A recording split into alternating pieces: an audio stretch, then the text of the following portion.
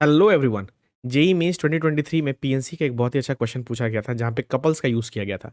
इस क्वेश्चन में तुम देख सकते हो कि यहाँ पे क्वेश्चन में बोला गया है कि some couple participated in a mixed double badminton tournament. If the number of matches played if the number of matches played so that no couple played in a match is 840, then the total number of person who participated in the tournament के बारे में बात करनी है। तो यार यहाँ पे मुझे ये सोचना पड़ेगा कि भाई कुछ कपल्स हैं, है ना, और वो बैडमिंटन मैच खेल रहे हैं मिक्स डबल में। मिक्स डबल का मतलब ये हुआ कि अगर तुम्हारे पास कोई एक मैच हो रहा है तो यहाँ पे एक मेल होगा, यहाँ पे एक फीमेल होगा, और यहाँ पे एक मेल होगा, यहाँ पे एक फीमेल होगा। तो इस तरह का कुछ सिचुएशन होगा और इसको हम बोलेंगे एक मैच। लेकिन यहाँ पे प्रॉब्लम ये है कि ये जो चार लोग हैं यहाँ पे, जिसमें दो मेल हैं और दो फीमेल्स हैं, इसमें कोई भी कपल्स नहीं आने चाहिए, राइट। और ऐसे कितने मैचेस हो रहे हैं? 840। तो हमें ये पता करना है कि टोटल कितने लोगों ने इस गेम में पार्टिसिपेट किया होगा। तो मैं एक काम करता हूँ, मैं ये सोच रहा हूँ कि टोटल एन कपल्स हैं।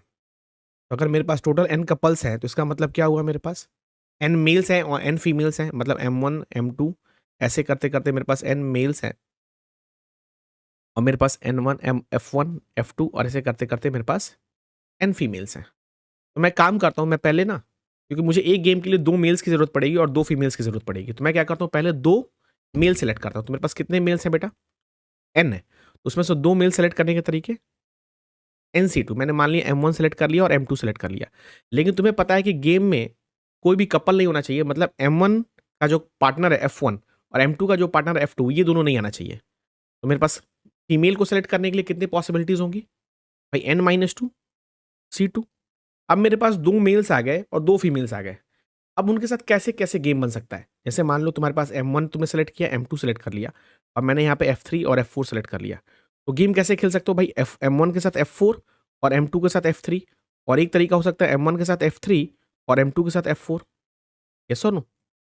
ऐसे ही तो गेम खेल सकते हो भाई। M1 और F4 को एक टीम में कर दिया, M2 F3 को एक टीम में कर दिया, या फिर M1 F3 को एक टीम में कर दिया, M2 F4 को एक टीम में कर दिया। तो basically multiply by 2, that is nothing but 840। तो आ जाएगा n into N minus one by two into N minus two into N minus three by two is equal to 420। यहाँ से मिलेगा तुम्हारा n minus one, n-2 into N minus three, और इसको factorise करो तो 21 into two into ten into four आ गया। इसको थोड़ा फैक्टराइज करो, 7 into three into two into ten को लिख सकते हो 5 इंटू टू, और फोर को लिख सकते हो तुम 2 इंटू टू। एक बार देखो यहाँ पे क्या बन रहा है, देखो ये 6 बन रहा है, राइट, और ये 4 इंटू टू 8 बन रहा है, राइट, और ये 7 है।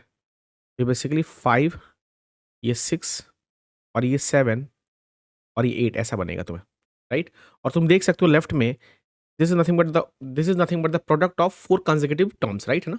n into N minus one, N minus two, N minus three. तो यहाँ से सबसे बड़ा नंबर क्या होगा? n। तो यहाँ से n की वैल्यू 8 आ जाएगी, और अगर n की वैल्यू 8 आ जाएगी तो टोटल नंबर ऑफ कितने पर्सन हो जाएंगे? टोटल 16 लोग हो जाएंगे। ये बात समझ में आ गई? तो इस तरह से इस क्वेश्चन को हम सॉल्व कर सकते हैं 30 to 40 सेकंड में। इस तरह के और भी इंटरेस्टिंग वीडियो को जानने के लिए चैनल को लाइक करो, शेयर करो और सब्सक्राइब करो।